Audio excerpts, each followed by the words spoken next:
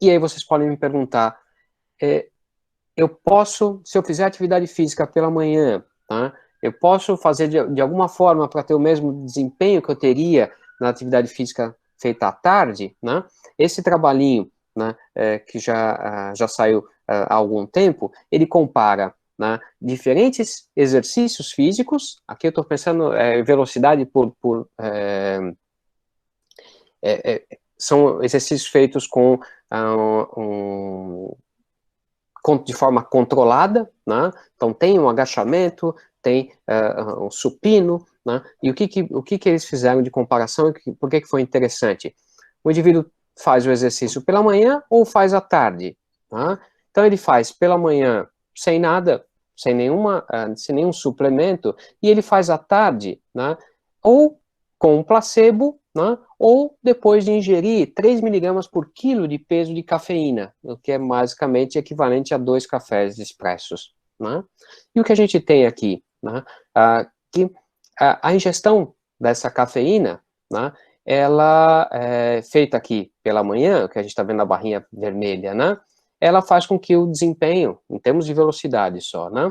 O desempenho, ele se iguale ao desempenho da tarde, né, sendo bem diferente da sessão da manhã sem cafeína. Né? Então isso mostra, isso não é o único experimento que fala isso, então apesar de eu ter oscilação ao longo do dia, ter variação, cafeína, né, motivação, tem um outro trabalho bem interessante mostrando efeito do som, então o indivíduo corre, o indivíduo faz força com o fone de ouvido, né? Aquela motivação adicional que o som traz, tá? Também ele é capaz de diminuir a diferença ao longo do dia. Né? Por quê? Porque eu tenho um ganho de ativação de todo o nosso sistema nervoso, né? Tanto aqui pela cafeína, ou quanto pela estimulação auditiva, né? Isso pode ser fundamental. Não é à toa, talvez, que a gente consiga ver atletas, né, se preparando para provas, né, com som, né, para, claro, facilitar a concentração, mas também para aumentar a ativação no tecido nervoso. Agora, a gente não pode esquecer, como eu já mostrei para vocês essa imagem anteriormente, que a gente tem indivíduos matutinos, a gente tem indivíduos vespertinos. A gente já falou sobre isso. Então, o que é para a gente ter em mente Mário, agora? Diga. mais uma questãozinha sobre a cafeína. No Hum. caso, se a cafeína for ingerida à tarde, também ocorrerá um ganho considerável no desempenho físico? Ah, boa pergunta. Não necessariamente, né? Porque a cafeína, nesse trabalho especificamente, eles mostram, tem um outro grupo também, né, que depende muito do delta, tá? Então, chega num ponto que eu já estou na fase onde eu teria o meu desempenho máximo, eu tenho um delta muito pequeno, então a cafeína faz menos efeito, tá? Simplesmente para diminuir essa diferença, tá? Então, não necessariamente. Tá? Isso eu tenho que dizer de novo, não vale para todas as pessoas, a sensibilidade à cafeína varia de indivíduo para indivíduo, né? Não sei se tem relação com o cronotipo, nunca procurei saber nada sobre isso, mas sei que a sensibilidade à cafeína varia enormemente na nossa população. Uhum. Então, falando em variação na nossa população, lembrem do cronotipo. Né? E aí eu tenho que descrever um trabalho, que é um trabalho bastante interessante, né, que fez duas coisas. Num primeiro momento, comparou indivíduos matutinos, vespertinos e intermediários num teste que envolve agilidade e reação. Você coloca 2 cones numa distância mantida e você cronometra, né? Você põe uma campainha para o indivíduo, né, que ele vai, no começo ele vai andando de um cone para o outro, depois você vai acelerando o tempo das campainhas, ele vai ter que ir correndo, vai correndo até chegar no limite, né? É um teste que é usado em pré-temporada de diferentes esportes, por exemplo, no futebol. Né? E aqui a gente tem uma medida de performance no eixo Y e aqui horário do dia. Tá? Todo mundo junto, seja matutinos, vespertinos, intermediários, né? O máximo da performance é, de novo, lá no fim da tarde. Né?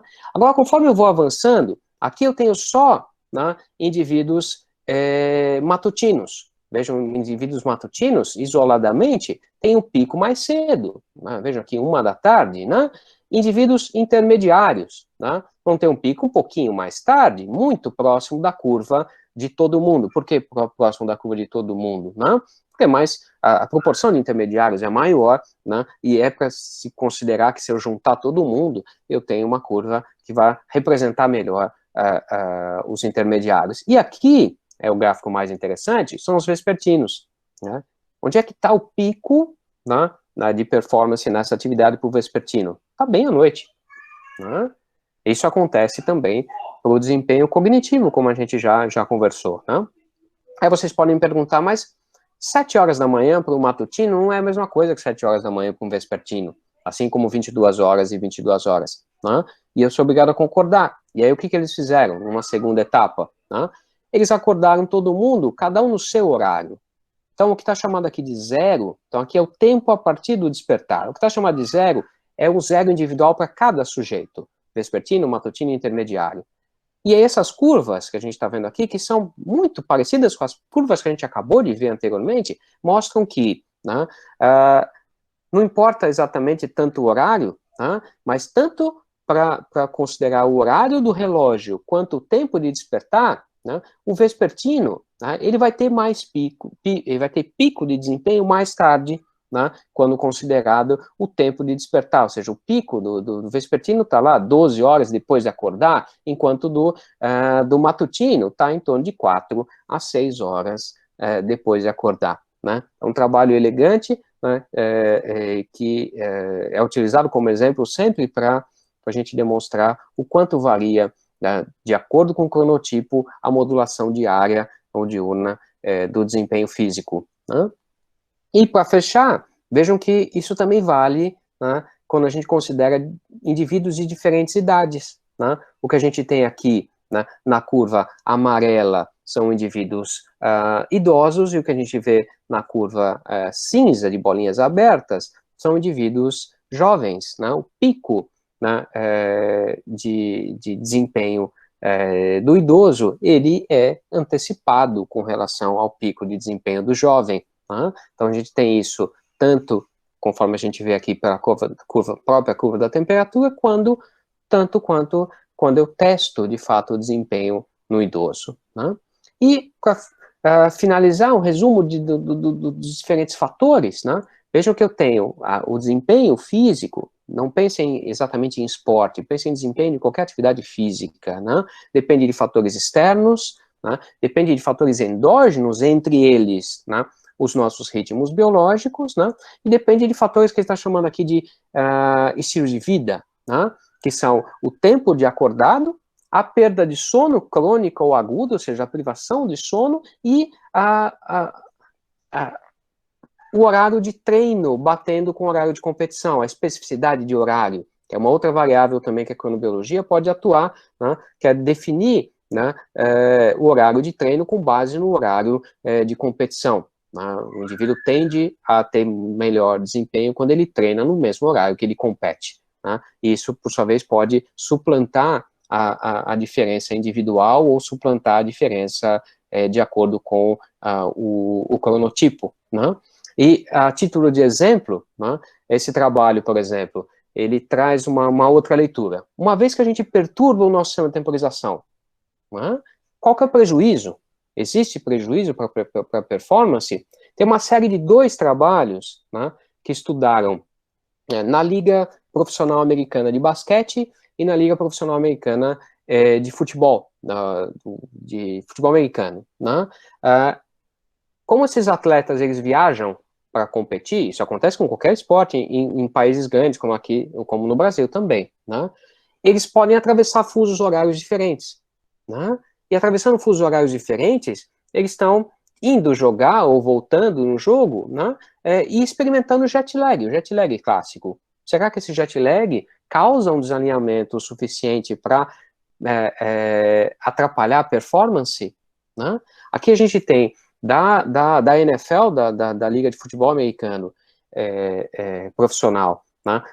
Um histórico, né, dos últimos 40 anos de times que viajam, né, e quando jogam, né, jogam no horário que é muito mais próximo do pico de temperatura do time da casa, do time que está, de fato, acostumado, né, é habituado àquele fuso horário, né, e o que eles mostram é que o time que chega para jogar, né, com os atletas sincronizados ainda, ou na verdade desalinhados, né, tende a ter um desempenho pior. Isso vale tanto para o futebol americano quanto para o basquete, né?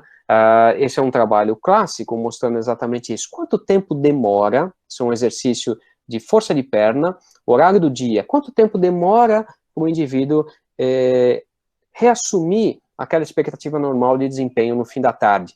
Então vejam que quando o indivíduo viaja, aqui ele viajou do Reino Unido para a Flórida, né? O que acontece? No primeiro dia, olhem a curva, né? Ele tem um desempenho quase que espelhado, né? No primeiro dia ele tem o pior desempenho no fim da tarde, né? E depois ele vai oscilando, terceiro dia, aqui em preto, quinto dia, e aí quando ele chega no sétimo dia, né, ele tem um desempenho próximo do esperado, do padrão. Ou seja, o jet lag, ele de fato é uma variável que pode atrapalhar bastante, né? E a última coisa é a questão da privação do sono. A gente não falou sobre isso até agora. A gente falou de jet lag, como exemplo de perturbação do sistema de temporização, e a gente falou das oscilações normais ao longo do dia. Mas será que a privação de sono causa efeito, né? E a lista é extensa. Vou passar depois para vocês, a título de curiosidade, mas muitos esportes, na imensa maioria dos esportes, a gente observa perda de desempenho quando o sono está encurtado, né? E aqui a gente tem, por exemplo, um esporte de novo, o ciclismo, né? Que é um esporte que tende a ter provas muito cedo. As provas de rua, por exemplo, de corrida também, né? Então, para o indivíduo estar pronto para correr muito cedo, ele já imediatamente tem a privação do finalzinho do sono, né? Então, é uma privação bastante significativa, né? E a gente percebe uma regra muito clara, que quanto mais tempo, quanto mais longa for a prova, maior é o efeito da privação, né? A gente poderia continuar aqui com uma imensa quantidade de material para discutir sono e desempenho, mas aí a gente entra no assunto da nossa outra disciplina, né, optativa, que é a disciplina de neurobiologia do sono.